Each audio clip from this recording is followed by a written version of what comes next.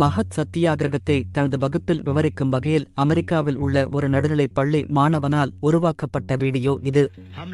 மஹத் சத்தியாகிரகம் என்பது பாபா சாஹேப் அம்பேத்கரின் தலைமையில் தீண்டத்தகாதவர்கள் என்று அழைக்கப்படுபவர்களின் நேரடி நடவடிக்கை.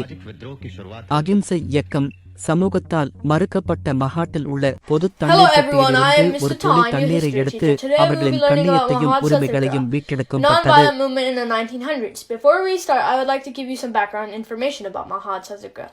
In India, there is a system known as the caste system. It is a cruel system of organizing society in an unequal way. There are a few people at the top of the system and a lot at the bottom. The top is rich and the bottom is poor. People from the bottom are unable to move upward due to social and religious rules of Hinduism.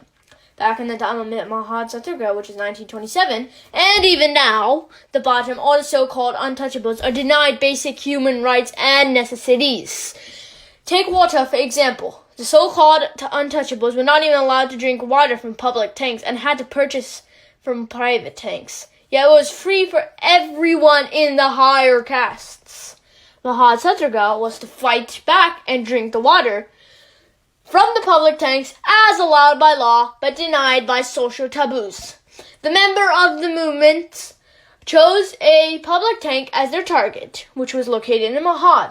Mahad is in place near Mumbai. Under the leadership of Dr. B.R. Ambedkar, the oppressed people marched and drank while in defiance of the social restrictions. A few moments after they did, news spread and the upper caste came with angry intentions. Even though the movement received a negative response from the people in power, with some of them brutally beating up the outcasts, it affected the rest of history and united the so-called untouchables.